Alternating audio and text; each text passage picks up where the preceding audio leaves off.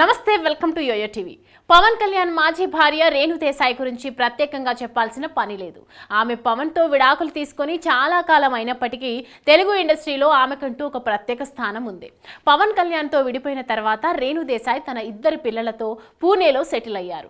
ఇండస్ట్రీకి దూరం అయినప్పటికీ సోషల్ మీడియా ద్వారా తన వ్యక్తిగత విషయాలను అభిమానులతో పంచుకుంటూనే ఉంది. రేణు దేశాయ్ చాలా కాలం తర్వాత తెలుగు సినిమాలో నటించింది.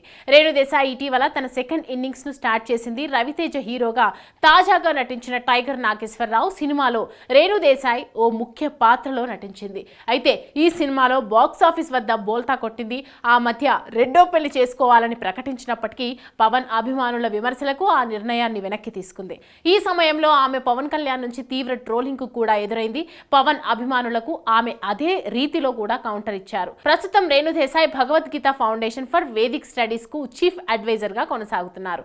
ఈ క్రమంలోనే శుక్రవారం తెలంగాణ అటవీ పర్యావరణ దేవాదాయ ధర్మాదాయ శాఖ మంత్రి కొండా సురేఖను కలిశారు. జూబ్లీ హిల్స్ లోని కొండా సురేఖ నివాసంలో మంత్రిని మర్యాద పూర్వకంగా కలిసిన రేణు దేశాయ్ కొండా సురేఖతో అనేక అంశాలపైన మాట్లాడారు. కొండా సురేఖతో భేటీ సందర్భంగా రేణు దేశాయ్ వన్యప్రాణుల సంక్షేమం, పర్యావరణం, ఆధ్యాత్మిక రంగాలకు చెందిన అనేక విషయాలపై చర్చించారు.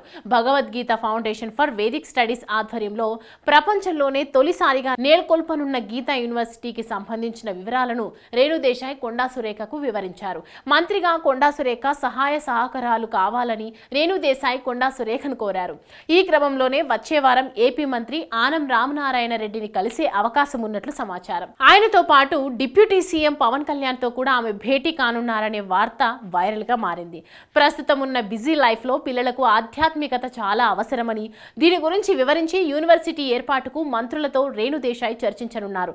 దీంతో పవన్ కళ్యాణ్ లో ఉన్న కొన్ని లక్షణాలు రేణు దేశాయ్లో కూడా ఉన్నాయని అభిప్రాయపడుతున్నారు. మనసులోనే ఆమెను మెచ్చుకుంటున్నారు. రేణు దేశాయ్ కూడా పవన్ లాగానే పర్యావరణాన్ని కాపాడాలని ఆలోచన ఉన్న వ్యక్తి. అంతేకాదు పవన్ లానే ధార్మిక చింతన ఉన్న వ్యక్తి కూడా.